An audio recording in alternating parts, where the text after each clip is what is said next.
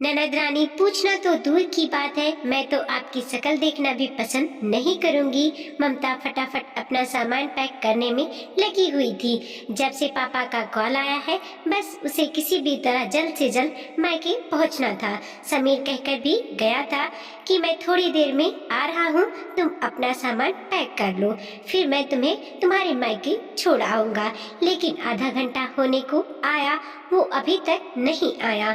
वो समीर को देखने के लिए बाहर बरामदे में निकल कर आई, लेकिन वो वहाँ भी तो नहीं दिखा, ना वापस अपने कमरे की तरफ आने लगी। तो अम्मा जी के कमरे में से समीर की आवाज आ रही थी। समीर घर आ भी चुका है, लेकिन अभी तक जाने के लिए उसने नहीं बोला। सोचते सोचते वो अम्मा जी के कमरे की तरफ मुड़ गईं, पर दरवाजे पर आते ही उसके पैर ठिठक गए। अंदर अम्मा जी और ननद सुचिता बैठी हुई थी, जो दोनों मिलकर समीर को समझा रही थी। ये क्या तमाशा लगा रखा है, बार बार मायके जाने का। हम तो ना गए कभी अपने मायके इस तरह। ये अम्मा जी की आवाज थी। पीछे से ननद सुचिता की भी आवाज आई। अरे, मायका तो माँ से होता है, अब माँ तो रही नहीं, फिर वो वहाँ किससे मिलने जा रही है? सुचिता, जरा सोच समझकर बोलो। ममता तुम्हारी भाभी है और उम्र में तुमसे बड़ी भी, समीर ने थोड़ा बिगड़ते हुए कहा। अरे, उसे क्यों डांट रहा है? मुझसे बात कर, क्या गलत कह रही है वो? मायका माँ से होता है, जब माँ ही नहीं रही तो बार बार मायके क्यों जाना? उम्र में उससे बड़ी है तो थोड़ा बड़प्पन भी दिखाए। फोन आया नहीं कि बिना सोचे समझे जाने को तैयार हो गई, जहाँ उसकी ननद भी तो आई हुई है जापे के लिए। उसे छोड़कर कैसे जाएगी? अम्मा जी ने समीर को ही डांट लगाते हुए कहा। पर अम्मा, उसके पापा का फोन आया था, उसकी भाभी को 9वां महीना चल रहा है और आज उसकी तबीयत भी ठीक नहीं है। भाई भी सरहद पर है, छुट्टी मिलेगी तभी तो आएगा। समीर ने समझाने की कोशिश की। तो हम क्या करें? बुला ले उसकी माँ को, बस जब जी में आया उठाया फोन और यहाँ फोन कर दिया। साफ साफ मना कर दे, हम नहीं भेज रहे हैं हमारी बहू को, अम्मा ने समीर की बात को काटते हुए कहा। पर अम्मा, बात को तो समझो, कह दिया ना एक बार, समझ में नहीं आ रही तुझे? बड़ा पत्नी के पक्ष में बोल रहा है। अम्मा की डांट सुनकर आखिर समीर चुप हो गया। चुपचाप अपना सा मुंह लेकर कमरे के बाहर आ गया। बाहर आते ही उसकी नजर एकदम से ममता से टकराई। उसे देखते ही समीर ने एक हारे हुए खिलाड़ी की तरह नजरें नीचे कर ली। ये देखकर ममता हमेशा की तरह चुप रह गई, यहाँ तक कि उसने अपने कदम अपने कमरे की तरफ भी बढ़ा लिया। पर अचानक ये सोचकर कि ये तो हमेशा का ही हो गया है, उसकी माँ का देहांत क्या हो गया, ये लोग तो उसे अपने मायके तक नहीं जाने देते और आज तो उसकी भाभी को उसकी जरूरत है। आज अगर हिम्मत नहीं की तो उसका मायका हमेशा के लिए खत्म हो जाएगा। आखिर वो अम्मा जी के कमरे में चली ही गई। उसे देखते ही अम्मा जी बोली, मुझे जो भी जवाब देना था मैं समीर को दे चुकी हूँ, अब मुझे इस बारे में कोई बात नहीं करनी है। आखिर हिम्मत कर, ममता ने कहा। पर अम्मा जी, पापा बिल्कुल अकेले हैं, वो भाभी को कैसे संभाल पाएंगे? हाँ, तूने तो बड़े बच्चे पैदा करवाए हैं, तेरे मायके में तो सारे जापे ही तूने सुधरवाए हैं, जो इतनी बड़ी बड़ी बातें कर रही है। तेरे बगैर तो जैसे वहाँ तेरा भतीजा भतीजी निकल कर बाहर ही नहीं आएगा। चुपचाप से घर का काम कर, कोई जरूरत नहीं है वहाँ जाने की। इतना ही दर्द आ रहा है तो अपने पापा को फोन करके कह दे कि तेरी भाभी के मम्मी को बुला ले, अम्मा ने तंज कसते हुए कहा, पर भाभी की मम्मी की तबीयत ठीक नहीं रहती, वो भला कैसे आएंगी? ममता ने नजरें नीची करते हुए कहा। इससे हमें क्या, वो जाने, उनकी बेटी जाने, हर चीज की जिम्मेदारी हमने ले रखी है क्या? अम्मा ने उसकी सारी बातों को दाकिनार करते हुए कहा। पर अम्मा जी, हाय राम, भाभी कैसे बेशर्मों की तरह अम्मा से बहस किए जा रही हो?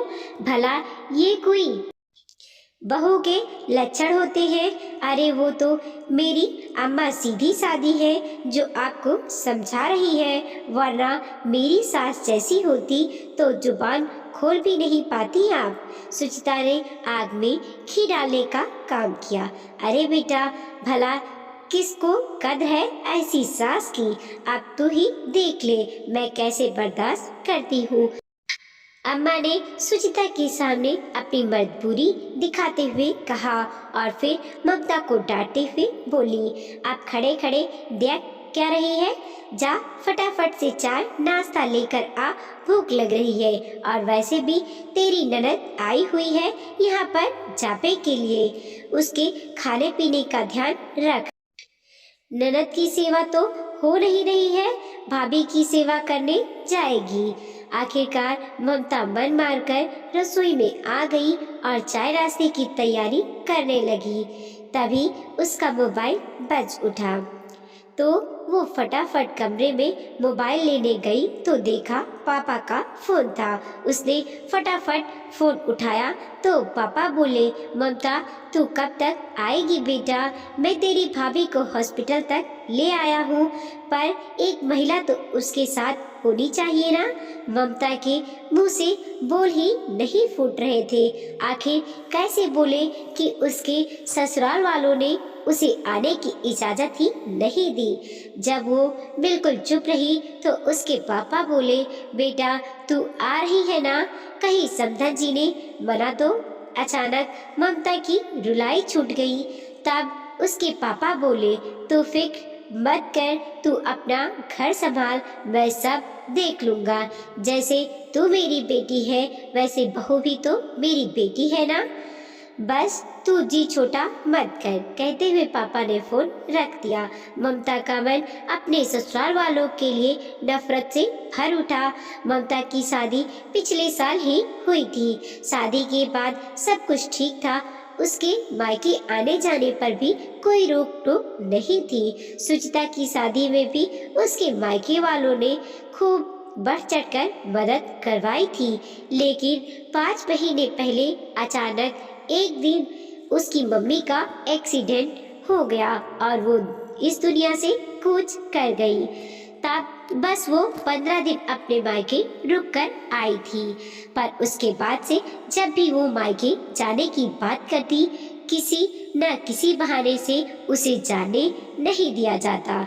सुचिता को अभी 5वां महीना ही चल रहा है, पर फिर भी अम्मा जी उसे अभी से जापे के लिए यहाँ ले आई, जबकि अम्मा जी अच्छी तरह से जानती थी कि उसकी भाभी का 9वां महीना चल रहा है और यहाँ से ज्यादा उसकी जरूरत वहाँ थी। सोचते सोचते उसकी आंखों में आंसू आ गए।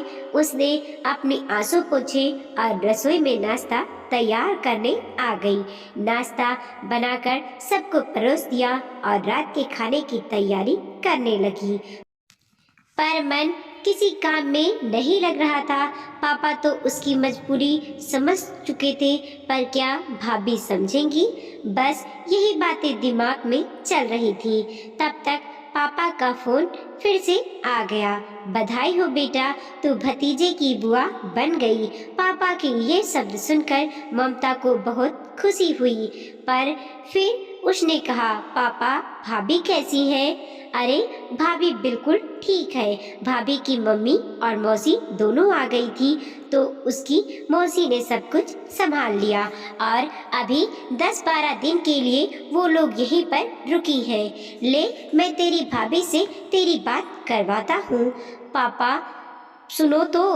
पर पापा इतने खुश थे कि उन्होंने ममता की बात पर ध्यान ही नहीं दिया और खुशी खुशी फोन उसकी भाभी के हाथ में पकड़ा दिया। हाँ ममता जी, कहिए। भाभी, आप कैसी हैं? जी ननद रानी, बिल्कुल भी आप फिक्र ना करें। मेरे लिए मेरी माँ है ना यहाँ पर। मैंने सुना है कि आपके ससुराल वालों ने आपको आने नहीं दिया, पर शगुन लेने के लिए तो आने देंगे, या शगुन आपके घर ही भिजवा दें। भाभी की बात दिल पर तीर की तरह आकर चुभी। कुछ बोलने को हुई, तब तक भाभी ने फोन काट दिया। आज ससुराल वालों की हरकत के कारण उसका मायका खत्म था, क्योंकि एक औरत सब कुछ भूल सकती है, लेकिन उसकी प्रेगनेंसी में उसके साथ क्या हुआ वो कभी नहीं भूलती। क्या हुआ? आ गया फोन तेरे मायके वालों का। हो गया भतीजा भतीजी तेरे बगैर।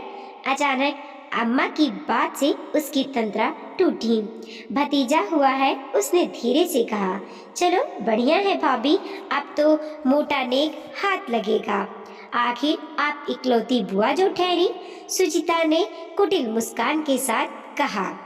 क्यों, अब कौन था तेरे पापा की मदद के लिए? उसकी मम्मी और मौसी थी। अम्मा जी की बात का ममता ने जवाब दिया। देखा, मैंने कहा था ना, किसी का कोई काम नहीं रुकता। बेवजह शाम को बतंगड़ बना दिया, घर की शांति भंग कर दी। अब खड़ी खड़ी देख क्या रही है? फटाफट खाना परोस। हाँ भाभी, जल्दी जल्दी परोसो, बहुत भूख लग रही है। आप तो बड़ा धीरे धीरे काम करती हो। ये तो मेरी अम्मा बैठी है, वरना आप तो मुझे पूछे ही नहीं। सुचिता ने भी तंज कसते हुए कहा। सही कहा आपने, आपकी अम्मा है तब तक ही तो आपका मायका है, उसके बाद पूछना तो दूर की बात है। मैं तो आपकी शकल देखना भी पसंद नहीं करूंगी। अब की बार ममता ने कहा। उसकी बात सुनते ही अम्मा तिलमिला गई। तेरी हिम्मत कैसे हुई मेरी बेटी से इस तरह से बात करने की?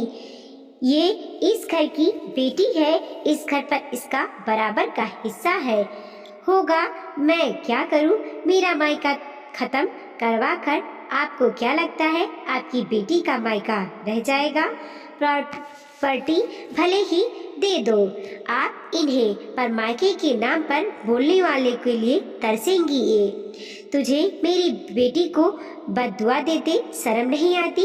अम्मा जी लगभग चिल्लाते हुए बोली। आपने कहा था ना, मायका तो माँ से ही होता है, तो माँ कौन सा अमृत लिखवा कर आई है? आखिर भविष्य में तो भाई भाभी की ही जरूरत पड़ेगी। ममता अपनी हीरो में बोले जा रही थी। आखिर अम्मा जी समीर की तरफ देखकर बोली। अरे तू बैठा बैठा देख क्यों रहा है? देख कैसी ऊट पटांग बातें कर रही है, ये पागल हो गई है, ये समझा इसे। तब समीर बोला। ममता क्या बोल रही हो तुम? कुछ होश भी है? जब अम्मा जी और सुचिता मुझे सुनाए जा रही थी तब भी आपने नहीं बोला था, तो अब भी मत बोलो। तुम्हें मानना है तो मानो तुम्हारे परिवार को। मेरे मन में तो नफरत भर चुकी है इन लोगों के लिए, कहकर ममता अंदर कमरे में चली गई। देखा कितना सिर चढ़ा रखा है तूने, इसे बोलने से पहले सोचती तक नहीं। मेरी बेटी को देखकर जलती है ये, छोड़कर आ इसे इसके माँ पापा के पास, अपने आप अकल ठिकाने आ जाएगी। अम्मा जी समीर को सुनाई जा रही थी। आखिर उसकी गलती क्या है अम्मा? जिस तरह की हरकतें आप और सुचिता कर रही थी, उसके बाद तो कोई भी औरत उसी समय लड़ झगड़ पड़ती। ममता ने तो बहुत देर बाद जवाब दिया है, वो भी तब जब शायद फोन पर किसी ने उसे कुछ सुना दिया। अम्मा गलत तो नहीं कह रही हो? इतनी नफरत मत भरो अपने बहू के मन में कि आने वाले वक्त में आपकी बेटी का मायका तो खत्म हो ही, साथ आप अपनी सेवा कराने के लिए भी तरस जाओ, कहता हुआ समीर भी अंदर चला गया। थोड़ी देर बाद ममता और समीर दोनों बाहर आए। समीर के हाथ में ममता का सामान था। यह देखकर अम्मा जी कुछ बोलने को हुई तो समीर ने कहा, मैं ममता को उसके मायके छोड़ने जा रहा हूँ और यदि आपको समस्या है तो कुछ ही दिनों में हम हमारा बंदोबस्त कहीं और कर लेंगे। आखिर हम भी कब तक गलत बर्दाश्त करें। आखिर अम्मा कुछ न कह पाई। समीर ममता को लेकर सबसे पहले हॉस्पिटल ही पहुंचा। वहां जाकर उसने सबसे पहले अपने परिवार वालों की हरकत के लिए माफ़ी मांगी। आखिर भाभी को भी अपनी गलती का एहसास हुआ और उन्होंने भी ममता से माफ़ी मांगी। लेकिन दोस्तों, गलती का एहसास तो बहुत कम लोगों को ही होता है। कई बार तो ये बातें रिश्ते टूटने का कारण बन जाती हैं। वीडियो को लाइक कीजिए, कमेंट कीजिए और अपने दोस्तों के साथ ज़रूर शेयर कीजिए। चैनल पर नए हैं प्लीज़ सब्सक्राइब कीजिए और देखते रहिए मोटिवेशनल स्टोरी। मिलते हैं और एक नई कहानी के साथ।